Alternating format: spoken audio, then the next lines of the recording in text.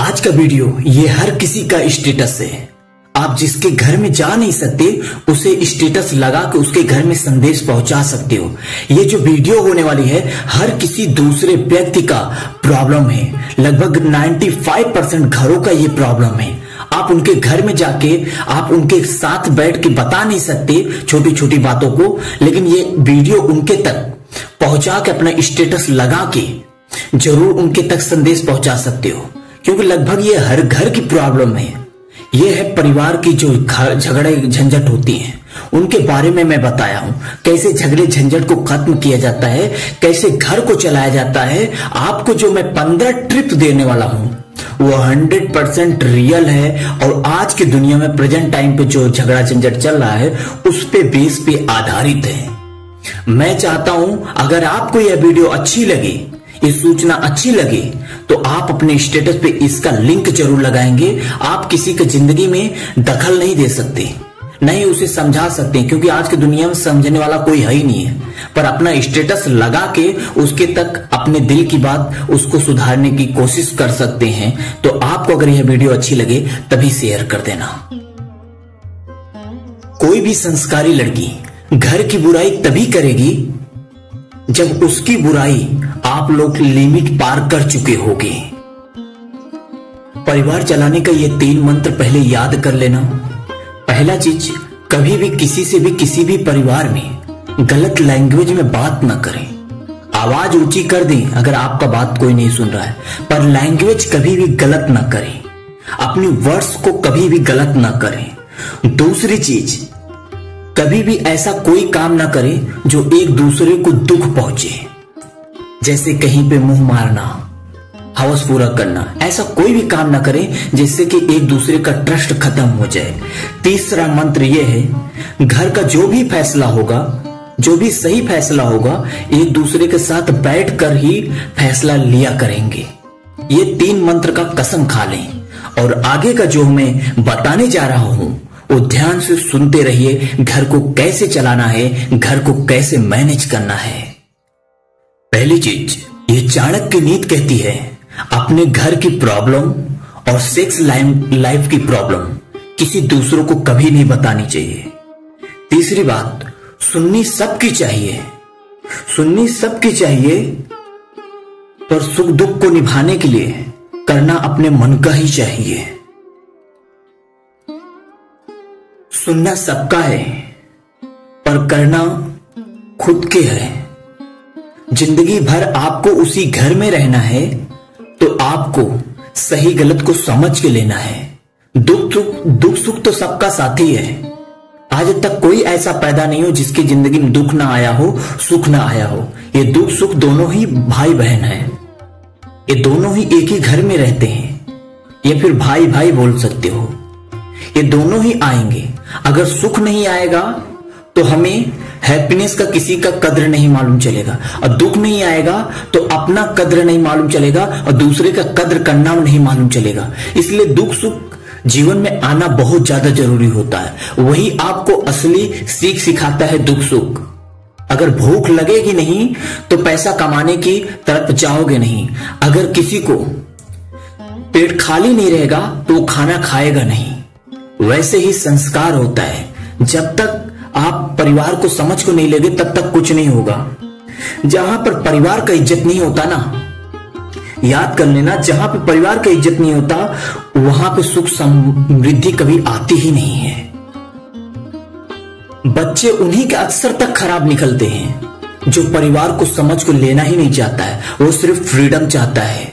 अपनी आंख से देखा है, अपने परिवार के में देखा है मैंने। जब हमारा परिवार बहुत ही खुशी था, हंसी खुशी के साथ चल रहा था, तब भाभीयों ने अलग हो गए। फिर उनके जो बच्चे थे बड़े बड़े, पहले तो एक दूसरे से चाचा आ रहे हैं तो वो डर जाते थे, वो पापा आ रहे हैं डर जा रहे हैं, चाची आ रही है उसके वजह से डर जाते थे। कहीं चौराहे पे या किसी नाके पे खड़े होके उनके बच्चे बच्चियां बात नहीं करते थे। जब वही घर में फ्रीडम हो गए, एक दूसरे से अलग हो गए, उनकी ही बहन बेटियां किसी के भी सामने कहीं भी हंस बोल रहे हैं, किसी लड़के के हाथ पकड़ के चल रही हैं, कहीं कुछ भी कर रही हैं। मतलब फ्रीडम का यही फायदा है कि डर खत्म हो जाता है। जो दूसरों के घर पे जाके अक्सर तक गप्पे लड़ाता है ना, याद रखना, हमारे ख्याल से वही बच्चों को संस्कार देना ही नहीं चाहता है और ना ही दिया है। जो भी दूसरों की बहन बेटियों की बुराई करते हैं, मैंने खुद अनुभव किया है, उनके जिंदगी में उनके ही बहू बेटी, उनके ही संतान एक दिन उनकी बहुत ज्यादा बुराई करके चले जाते हैं। क्योंकि जो बोओगे वो काटोगे। आपने पत्थर फेंका ऊपर तो पत्थर ही गिरेगा, अगर फूल फेंका है तो फूल गिरेगा, ये प्रकृति कहता है। जो घर में बहू बेटी को लड़ने को देखते हैं, जो घर में बहू बेटी को लड़ने से बचाते हैं, वही संस्कार दिलाते हैं।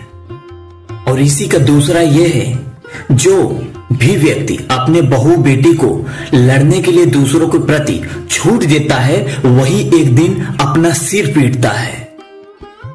आज अगर फ्रीडम दिए हो दूसरे के साथ लड़ने के लिए, कल क्यों नहीं तुम्हारे साथ लड़ेगी? क्योंकि उसका तो हवस खुल चुका है ना। एक बार जब हाथ खुल जाता है ना, तो फिर वो बंद नहीं होता। इसलिए पहले से ही, चाहे दूसरे के साथ लड़े या अपनों के साथ लड़े, हमेशा बहू बेटियों को पहले से ही रोक के रखने का, नहीं तो बाद में खुद सिर पीटोगे। ये भौतिक, ये मैंने खुद देखा है और संस्कार में यही चल रहा है। जो भी व्यक्ति अपने घर की बातें, अपने घर की गलतियां दूसरों को बताता है, अपने बहू बेटियों की बुराई दूसरों को बताता है, एक दिन संसार में वही अकेला पड़ जाता है। और एक दिन ऐसा आता है, उसका कोई सम्मान नहीं करता। जो फिक्र सिर्फ बहू बेटी को करता है, जो फिक्र सिर्फ बेटी को करता है, बहू को हमेशा गलती देखता है। जब भी गलती देखेगा तो बहू को देखेगा। एक दिन वही व्यक्ति अंदर ही अंदर उसकी खुशी छिन जाती है, अंदर ही अंदर उसे घुटन महसूस होती है। क्योंकि पक्षपात किसी का बाप का नहीं होता। एक न एक दिन पक्षपात भारी रूप ले लेता है। राई राई से पहाड़ बनता है, नूर से फरूर बनता है, इश्क का छोटा सा जख्म नासूर बनता है। अगर किसी का पक्षपात कर रहे हो तो याद कर लेना, घर की खुशी छीनेगी। बहू बेटी जितने भी होते हैं, सबका साथ दो, पर सत्य का, लेकिन किसी का पक्षपात मत करो।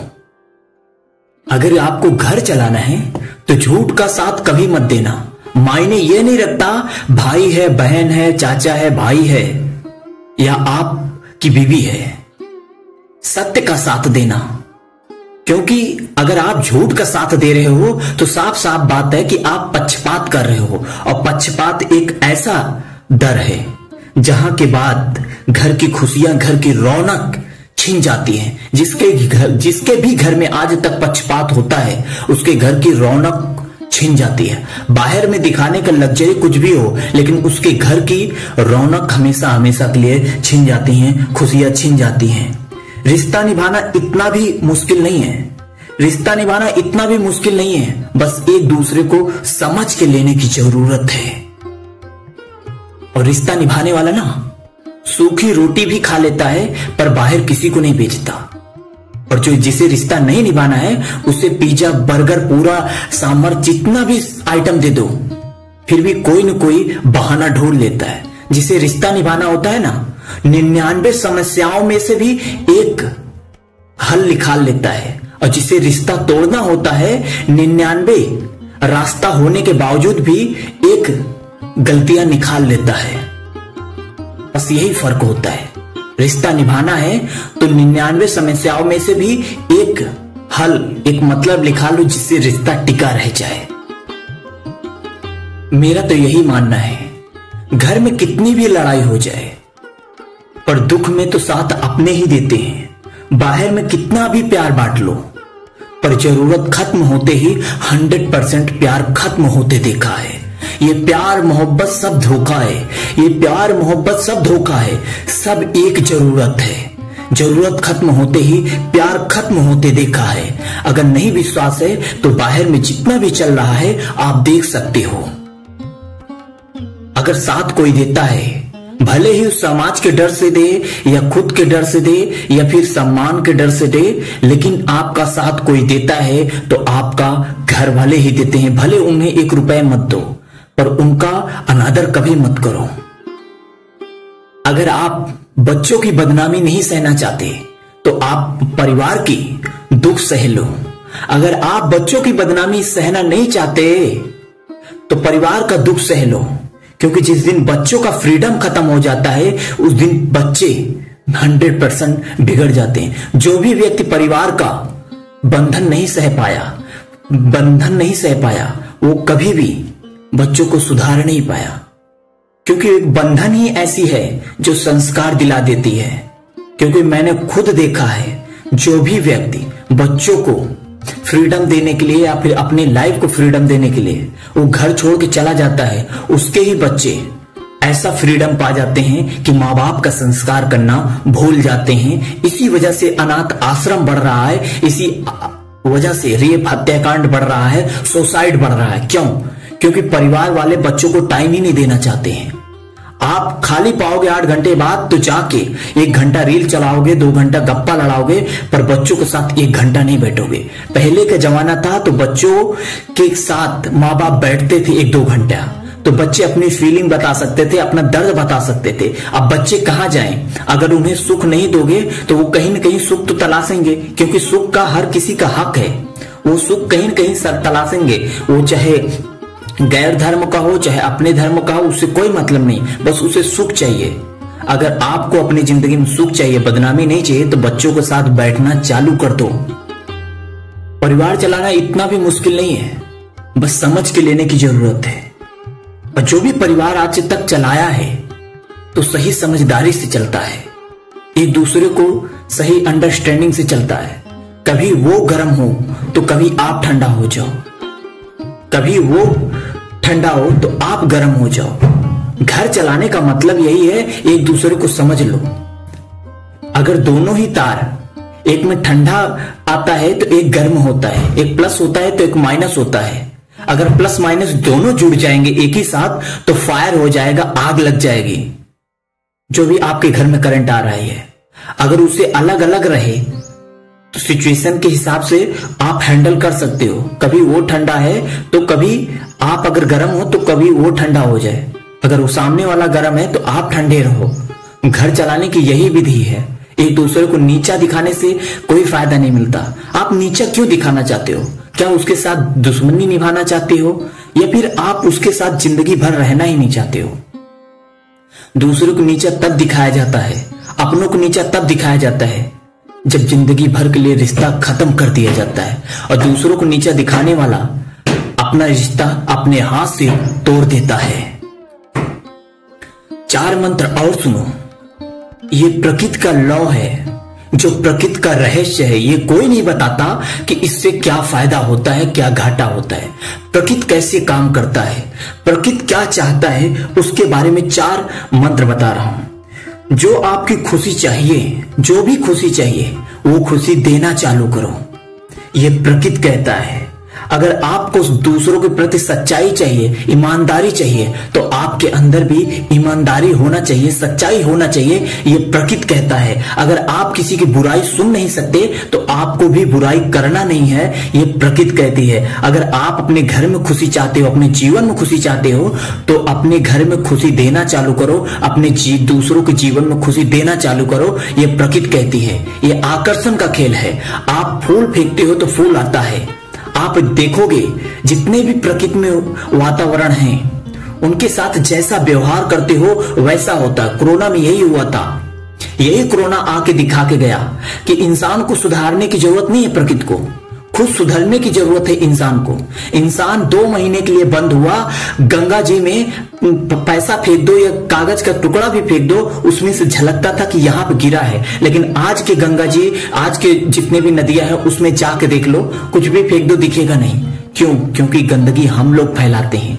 प्रकृति को सुधारने की जरूरत नहीं है, हम लोग को सुधरने की जरूरत है। आज 45 डिग्री, 50 डिग्री, 55 डिग्री क्यों सेल्सियस जा रहा है, तापमान जा रहा है?